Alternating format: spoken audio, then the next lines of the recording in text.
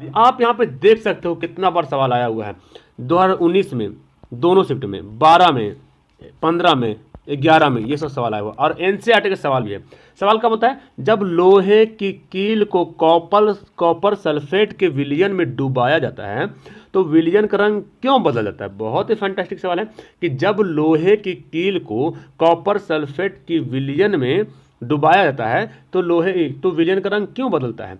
अब देखिए, copper sulphate के जलीय विलयन में लोहे की कील डालने पर लोहा कॉपर सल्फेट के जलीय विलयन से क्या करता है? कॉपर को विस्थापित कर देता है, अतः कॉपर सल्फेट का रंग बदल जाता है। अब अगर आपको ये डिफिनेशन ये इतना सारा याद नहीं हो रहा ना, तो ये फॉर्मूला, ये जो आपको दिख रहा है इक्वेशन, ये जो समीकरण दिख रहा है, इस समीकरण से आप याद कीजिए। ये क्या है? जब लोहा है, ये लोहे की कील है और ये कॉपर सल्फेट, जिसको नीला थोथा बोलते हैं। क्या बोलते हैं? नीला थोथा। कॉपर सल्फेट को नीला कलर का होता है, ठीक है।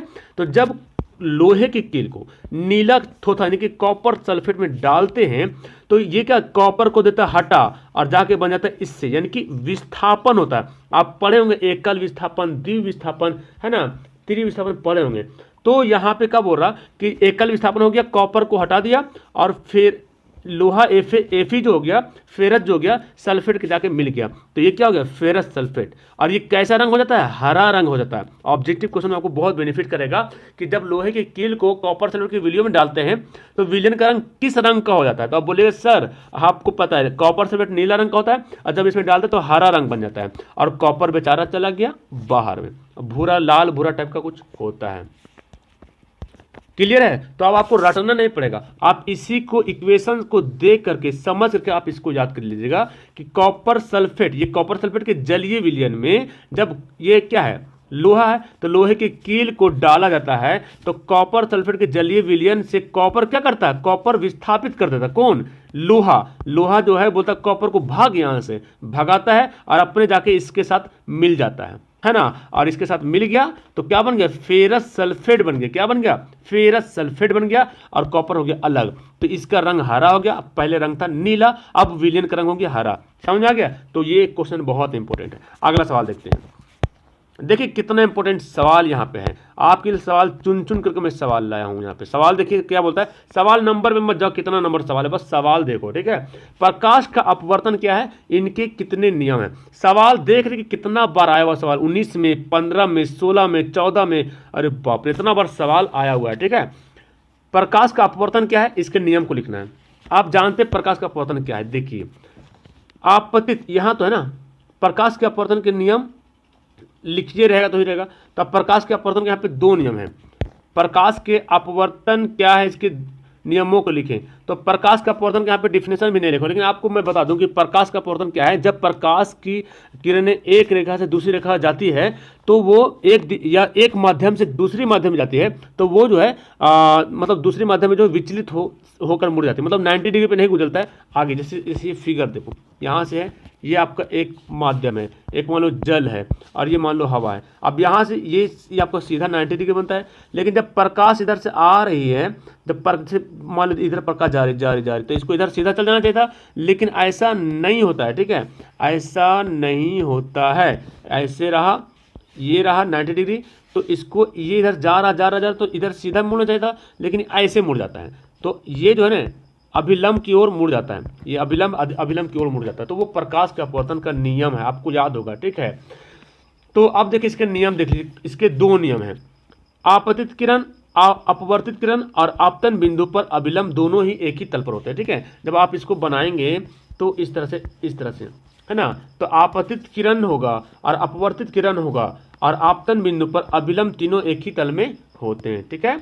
दूसरा नियम है, जब एक ही रंग के प्रकाश की किरणें किन्हीं दो माध्यम के सीमा तल पर तिरछी अपवर्तित होती है तो आपतन कोण आई और जया यानी कि साइन जो है अपवर्तन कोण आर जया साइन का अनुपात के नियतांक मतलब बराबर होता है। या तो आप डायरेक्ट लिख सकते हो कि दूसरा नियम क्या है, आपतन कोण और अपवर्तन कोण बराबर हो सकता है। ऐसे लिख देंगे, आपतन कोण और अपवर्तन कोण आपस में बराबर होता है। यानी कि जब ये जो किरणें जाएगी यहाँ से इस तरह से, तो यहाँ पे जो कोण बनेगा आई और यहाँ पे जो कोण बनेगा साइन आर, तो ये होता है ना आर बराबर क्या, देखो यहाँ पे देखो यहाँ पे फॉर्मूला लिखा आई बराबर जो होता है साइन आई बटा साइन आर। ये स्नेल का नियम भी इसको बोलते हैं। क्या बोलते हैं? इसको स्नेल का नियम भी कहते हैं। ये याद रखें कि स्नेल का नियम क्या है। अगर आपसे स्नेल का नियम पूछे ना तो बस ये वाला यहाँ से तक लिख दीजिएगा स्नेल का नियम, लेकिन पूछेगा नहीं, ठीक है, एग्जाम में आया नहीं, ठीक है। ये आपका सिर्फ यूं ही थोड़ा सा दे दिया।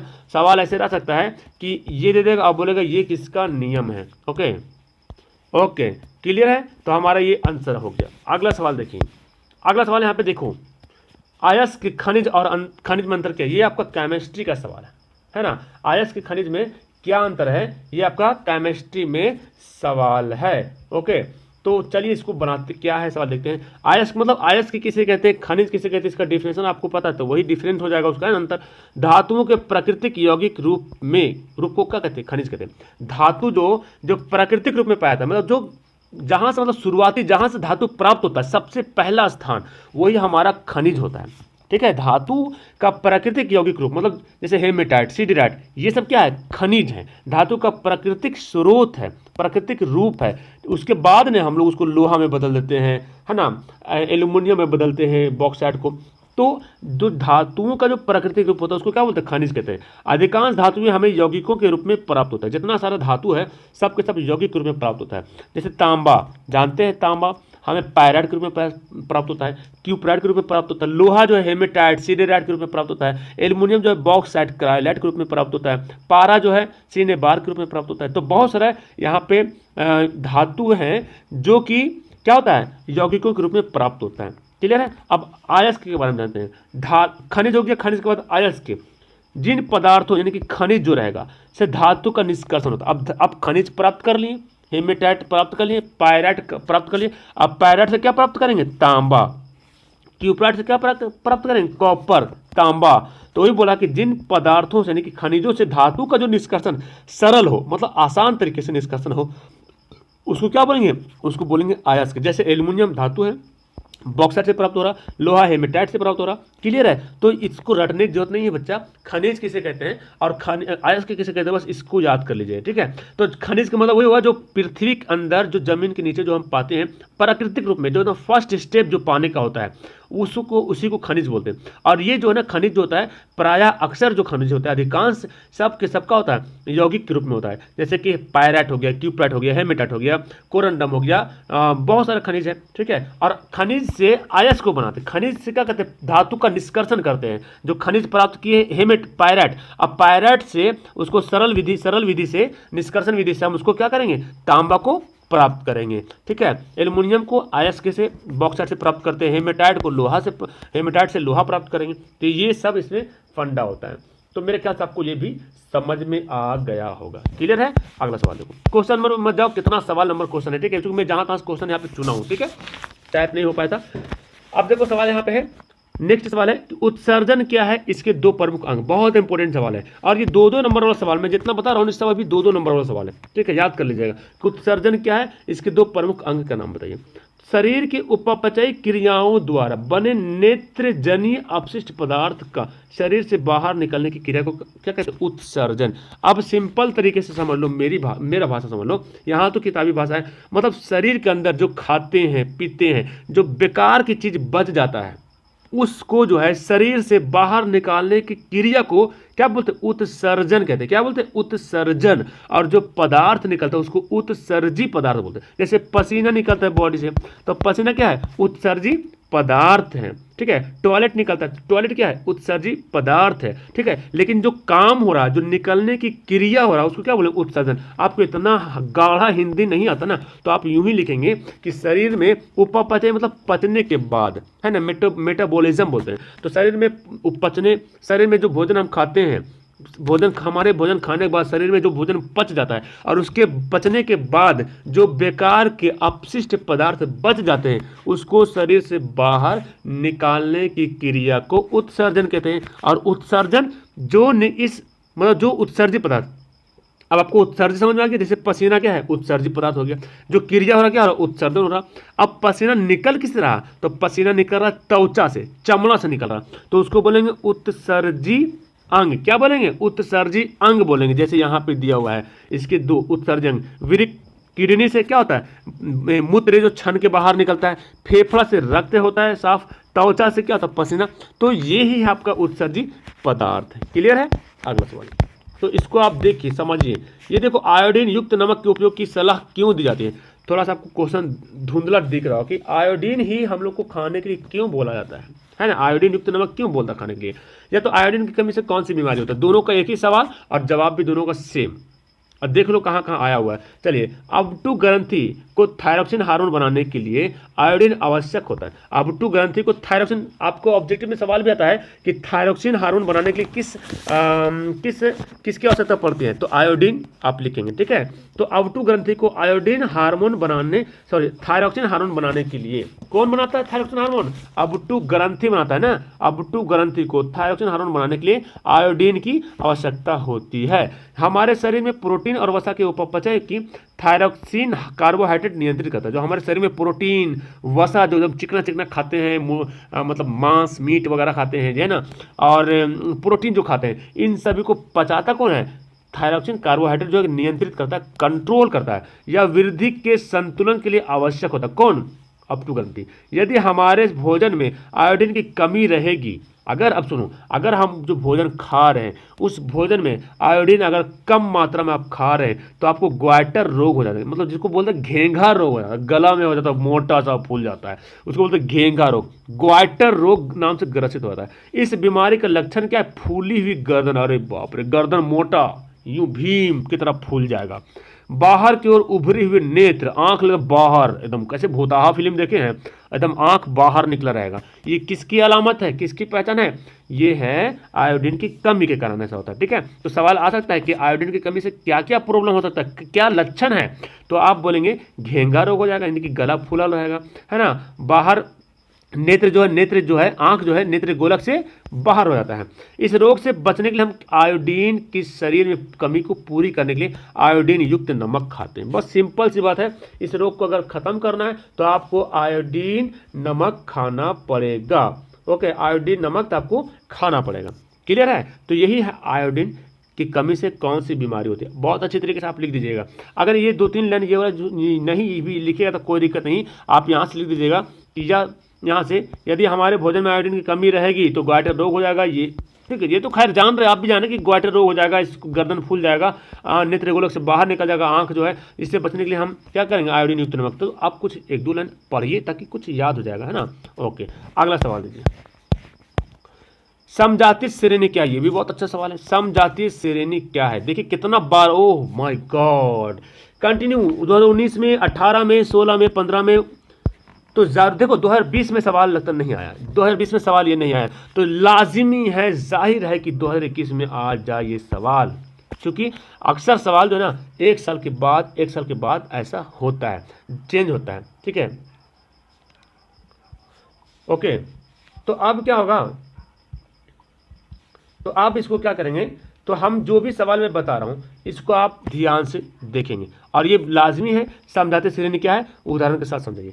यौगिकों की ऐसी श्रृंखला जिसमें कार्बन श्रृंखला में स्थित हाइड्रोजन को एक ही प्रकार के प्रकार्य समूह प्रतिस्थापित करता है, ठीक है, उसे समझाती श्रेणी कहते हैं। समझाते श्रेणी का मतलब ये समझ लो अच्छी तरीके से कि यौगिकों की ऐसी श्रृंखला तैयार होना, श्रृंखला समझ रहे ना, जैसे देखो यहाँ पे श्रृंखला बना, ये क्या है, श्रृंखला बना हुआ है, CH ऐसी श्रृंखला बना हुआ, CH दुनिया भर का, लेकिन यही 2 चीज है, या तो हाइड्रोजन या तो कार्बन, या तो हाइड्रोजन कार्बन, हाइड्रोजन कार्बन, ठीक है। तो यौगिकों की ऐसी श्रृंखला जिसमें कार्बन श्रृंखला में स्थित हाइड्रोजन को एक ही प्रकार के प्रकार्य समूह को प्रतिस्थापित करता है, यानी कि एक ही प्रकार के प्रकार्य समूह को स्थापित करता है, उसे समझाती श्रेणी कहते हैं। 2 क्रमागत सदस्यों के बीच CH2 का अंतर होता है। ये भी बहुत अच्छा सवाल यहाँ पे है कि 2, देखो इसके और इसको बीच देखो कितना का डिफरेंट है, तो बोले कार्बन 1 का और हाइड्रोजन 2 का। तो आप जो भी रहे क्रमागत अगर रहेगा, अगर जो है 2 क्रमागत सदस्य होगा, जैसे मिथेन, इथेन, प्रोपेन ऐसे है, या तो इथीन प्रोपीन, ब्यूटीन, इस तरह है, या तो इथाइन, प्रोपाइन, ब्यूटाइन, ये सब है। सब के सब जो है ना, सब का अगर क्रमागत अगर लीजिएगा तो सब में CH2 जो है वो अंतर आपको दिखेगा। ठीक है, तो इसको याद कर लीजिए कि ये क्या होता है। ठीक है, एल्केन समझाते सीरीन, एक उदाहरण बताया कि एल्केन के बारे में, कि एल्केन का अगर समझाते सीरीन देखते हैं तो CH, इसका फॉर्मूला ये होता है। अब देखिए यहाँ पे अगर मीथेन का तो CH4, C2H6, C3H8, C4H10, C15H, ये क्या हो रहा है, एक लाइन से अरेंज होते जाता है ना, एक लाइन से जो है अरेंज होते जाएगा, एक लाइन से श्रृंखला बनते जाता है। तो यही होता है समझाती श्रेणी। अगला सवाल देखते हैं। अब यहाँ पे कुछ सवाल, एक दो, वाह अभी तो बहुत सवाल है। चलिए कोई दिक्कत नहीं, जितना सवाल मैं बता रहा हूँ ना इन सभी को आप कॉपी में नोट करिए, और आपके पास किताब में है तो इसको याद करिए। मैं देखो, मैं यूट्यूब के माध्यम से, ऑनलाइन के माध्यम से बस आपको ना एक क्या बोलते हैं, साइड से कवच में बना के हूँ, कवच, ताकि पढ़ो, कुछ तो पढ़ो यार, है ना। आपके लिए मैं इतना मेहनत करूँ, आप भी तो कुछ पढ़ो, है ना। प्रतिस्थापन प्रतिक्रिया क्या है, प्रतिस्थापन अभिक्रिया क्या है, उदाहरण के साथ बताइए। चलिए, वह रासायनिक अभिक्रिया जिसमें अधिक अभिक्रियाशील धातु अपने से कम अभिक्रियाशील धातु को यौगिक के विलयन या गोलगलित अवस्था में विस्थापित करता है, उसको प्रतिस्थापन कहते हैं। प्रतिस्थापन, है ना, मतलब कि एक ऐसी रासायनिक अभिक्रिया जिसमें अधिक अभिक्रियाशील वाला धातु जो रहेगा कम अभिक्रियाशील धातु को क्या करेगा, विस्थापित कर देगा। क्या करेगा, विस्थापित कर देगा, और उसको क्या बोलेंगे, विस्थापन अभिक्रिया। क्लियर है, याद रहेगा। मतलब एक ऐसी रासायनिक अभिक्रिया जिसमें अधिक अभिक्रियाशील वाला धातु अपने से कम अभिक्रियाशील वाले धातु के यौगिक को विलयन या तो गलित अवस्था से क्या करता है, विस्थापित करता है। जैसे यहाँ पे देखिए, ये इक्वेशन बहुत जरूरी है, जब भी सवाल लिखना तो ये वाला लाइन लिखना, इसी पे आपको 1 नंबर मिल जाएगा, बस इसी पे मिलेगा 1 नंबर, बाकी इस पे मिलेगा 1 नंबर। इसको नहीं लिखोगे और इसको पूरा लिखोगे तो 2 नंबर नहीं मिलेगा। ठीक है, तो ये लाइन, बस इतना लाइन लिखेगा 1 नंबर। क्या खेला है ना। तो फेरस, अभी कॉपर सल्फेट पढ़ते हैं, लोहा है यहाँ पे देख रहे हैं, तो ये क्या किया, कॉपर को भगा दे, भागो यहाँ से, कॉपर को अलग कर दिया, ये इसके साथ चला गया। ठीक है, इस अभिक्रिया में फेरस को जो अधिक अभिक्रियाशील है कॉपर की अपेक्षा उसे विस्थापित कर दिया। तो आपको पता क्या चला कि कॉपर से ज्यादा अभिक्रियाशील कौन है, फेरस है, कॉपर से ज्यादा, इसलिए तो कॉपर को बोला भाग यहाँ से। चाहे ताकतवर आदमी आ गया तो फिर पतला दुबला टिकेगा क्या, नहीं टिकेगा ना।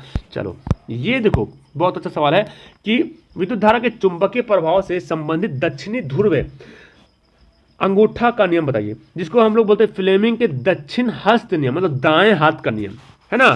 सवाल 2 तरह का आता है कि विद्युत धारा के चुंबकीय प्रभाव से संबंधित दक्षिण हस्त अंगूठा का नियम लिखिए। अंगूठा का नियम लिखना है, या तो बोल रहा फ्लेमिंग का दक्षिण हस्त नियम लिखिए, मतलब फ्लेमिंग का बाएं भी नियम होता है, दाएं भी नियम होता है। ठीक है, आप देख रहे हैं ये कौन सा हाथ है, दायां हाथ है। चलिए इसका नियम लिखते हैं। अपने दाहिने, मतलब इसमें नियम कुछ नहीं, बस इसको बताना है, उंगली से कर लीजिए, और उंगली को कर करके जिस तरह ये किया हुआ ना, बस इस तरह उंगली आप अरेंज करो। ये देखो, ये आपका अंगूठा है, ठीक है, तो अंगूठा को ऐसे करो, ऐसे करो, जिस तरह किया हुआ है इस तरह से कीजिए। ठीक है, इस तरह से अगर आप करते हो ना, इस तरह से करते हो तो आपको बस रटने की जरूरत नहीं पड़ेगा। देखो, अपने दाहिने हाथ की तर्जनी और माध्यम और अंगुली, है ना, तर्जनी कौन होता है, अंगूठा का बगल वाला होता है। ठीक है, मध्यम उंगली मतलब बीच वाला होता है। ठीक है, तथा अंगूठे को इस प्रकार फैलाएं कि तीनों एक दूसरे के परस्पर लंबवत हो, तीनों जो है एक दूसरे के लंब हो। देखो यहाँ पे 90 डिग्री बना, यहाँ पे एक दूसरे के लंब में आ रहा, 90 डिग्री पे आ रहा। ठीक है, ये बोलता है फ्लेमिंग के दाएं हाथ का नियम, कि अपने हाथ के अंगूठे की तर्जनी, हाथ की तर्जनी उंगली, मध्यम उंगली और अंगूठे को इस तरह फैलाइए कि तीनों आपस में क्या हो, लंबवत हो, 90 डिग्री पे हो। अब इसको फैला दे तो क्या हुआ, तो तर्जनी जो है चुंबकीय क्षेत्र की दिशा की ओर दर्शाएगा, तर्जनी चुंबकीय क्षेत्र की दिशा को दर्शाएगा। ठीक है, और अंगूठा जो है चालक की गति की दिशा को दर्शाएगा, संकेत करेगा, और क्या माध्यम चालक के प्रेरित विद्युत धारा की दिशा दर्शाता है। ठीक है, तो फ्लेमिंग के दाएं और बाएं में थोड़ा सा डिफरेंट है, थोड़ा सा अंतर यहाँ पे। ठीक है, तो याद कर लीजिएगा, जब इसको फैलाइएगा तो अंगूठा क्या करेगा, देखो आप इस फिगर को याद कर लो, और नहीं तो अपने हाथ में ऐसे करके लिख लो, उंगली में, ये अंगूठा में लिख लो, ऐसे करके 2-3 बार देखोगे तो याद आ जाएगा। जब इसको फैला दिए तो अंगूठा जो है चालक की गति को दर्शा रहा, ये तर्जनी जो है चुंबकीय क्षेत्र को दर्शा रहा, और जो मध्यम जो फिंगर है, उंगली है, चालक में प्रेरित विद्युत धारा को दर्शाता। बस याद हो गया, 2 नंबर आपको कहीं नहीं जाएगा जी। ठीक है, चलिए मेरे ख्याल से आपको मैं पढ़ाने के साथ साथ मैं समझा भी रहा हूँ। अरे बाप रे बाप, ये सवाल देखो जी कि दृष्टि दोष क्या है, या किसने या कितने प्रकार के होते हैं, इसका नाम लिखो। तो दृष्टि दोष मतलब दोष समझ ना, जो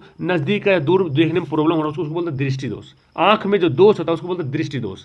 ये ठेठ भाषा में कि आंख में जो दोष होता है ना उसको बोलते हैं क्या, दृष्टि दोष बोलते हैं। तो मेरे ख्याल से आपको ये भी समझ में आ गया होगा। अब आइए देखते हैं। एक सामान्य स्वस्थ आंख हमारी फोकस दूरी को इस प्रकार संयोजित करती है कि पास तथा दूर की वस्तुओं को प्रतिबिंब दृष्टिपटल पर बन जाता है। जब आंख ऐसा करने से आंख सक्षम होता है, अक्षम मतलब उसमें ताकत खत्म होता है, ऐसा नहीं कर पाता, तो उसको बोलते हैं दृष्टि दोष। मतलब कि एक सामान्य आंख है, जिस आदमी का आंख सही है तो हमको जहां देखना है, नजदीक का दूर का, उसकी फोकस दूरी को क्या करता है, कंट्रोल करता है। हमको जितना दूर देखना है उतना दूर देखते हैं, जितना नजदीक देखना है उतना देखते हैं। लेकिन अगर किसी के आंख में ऐसा प्रॉब्लम होता है कि दूर का वस्तु को नहीं देख पाता है, नजदीक की वस्तु को नहीं देख पाता है, तो नहीं देख पाता है, तो उसी दोष को बोलते हैं दृष्टि दोष। समझ रहे ना, दृष्टि दोष का मतलब कि जो नजदीक का जो फोकस दूरी बनाते हैं, जो दूर का जो फोकस दूरी बनाते हैं वो नहीं बन पा रहा, उसको बोलते हैं क्या, दृष्टि दोष। जैसे कि मुझे दूर का नजर नहीं आता है, मुझे नजदीक का दिखता है लेकिन दूर का धुंधला दिखता है। अब आपको बताना कमेंट करके कि मैं कौन सा मैं लेंस इस्तेमाल करता हूं, ठीक है। चलो अब देखो यहाँ पे दिया, हालांकि यहाँ पे मैं बता ही रहा हूँ, सारा कुछ दिया हुआ। देखो 4 प्रकार का होते हैं दृष्टि दोष, याद कर लीजिएगा, ठीक है। 4 प्रकार के, दूर दृष्टि दोष, निकट दृष्टि दोष, अप्रेसफायोबिया और मतलब ये होता है ये क्या बोलते हैं, उसको बोलते हैं जी बुढ़ापे में जो होता है ना, जिसके लिए हम लोग बायोफोकल लेंस इस्तेमाल करते हैं। आप बिंदुकता इसको बोलते हैं, दूर नहीं, सॉरी आप बिंदु नहीं, इसको बोलते हैं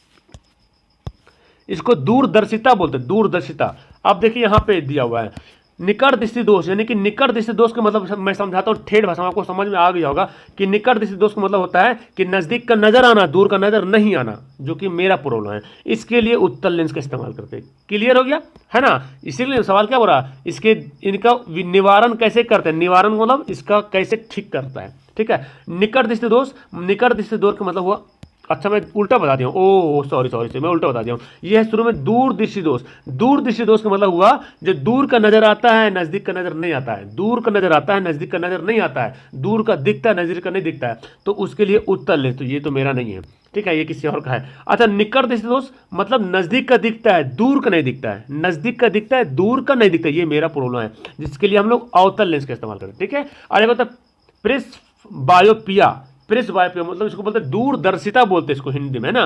इसके निवारण के लिए बायोफोकल लेंस का इस्तेमाल करते हैं। आप देखोगे चाचा चाची या दादा नाना देखोगे चश्मा में ऐसे बना रहता है, इसमें उत्तल लेंस भी रहता है और अवतल लेंस भी रहता है, दोनों लेंस मिला हो रहता है, उसको बोलते हैं बायोफोकल। बायो का मतलब ही होता है 2 लेंस, ठीक है, 2। अब देखो एक होता है अस्टिग्मेटिज्म, इससे ठीक करने के लिए सिलेंड्रिकल या चश्मे यानी कि बोलते हैं बेलनाकार, नहीं समझ आता तो लिख दीजिए बेलनाकार, कोई जरूर नहीं कि इंग्लिश में लिखिए, बेलनाकार लेंस का इस्तेमाल किया जाता है। ओके, तो यहाँ पे आपका कितना सवाल कंप्लीट होगा, यहाँ पे देख रहे हैं, यहाँ पे आपको मैंने सबसे लगता है 7-8 सवाल में कवर कर दिया। तो ये मुझे उम्मीद है कि आप 7-8 सवाल को याद कर लो, बहुत इंपॉर्टेंट करेगा एग्जाम के लिए, ठीक है। अरे इंपॉर्टेंट करे या ना करे, इससे तो आपको बहुत कुछ सीखने को मिलेगा, याद तो करो। बहुत से स्टूडेंट बोलते सर दे रहे क्या एग्जाम में आएगा, हम बोलते हैं एग्जाम में आए या ना आए भाड़ में जाए, लेकिन आप पढ़ो तो पहले, पढ़ोगे तब तो एग्जाम में आएगा, तब लिखोगे। इसी से रिलेटेड कुछ अगर आ गया तो आप आराम से नहीं लिखोगे, जरूर लिखो। कोई जरूर नहीं कि वही सटीक सवाल आ जाए, उसी से रिलेटेड कुछ सवाल आ जाए उससे बस छाप देना है, आपको लिख देना है, ठीक है। लेकिन क्वेश्चन छोड़ना नहीं एग्जाम में, ठीक है। उम्मीद करता हूँ कि आपको ये मजा आया होगा। इसके बाद मैं सेकंड पार्ट भी लाऊंगा जिसमें और भी अच्छा सवाल होगा। ओके, अच्छी लगी वीडियो, अपना कमेंट जरूर बताना। Okay bye, that's all, thank you everyone, have a nice day.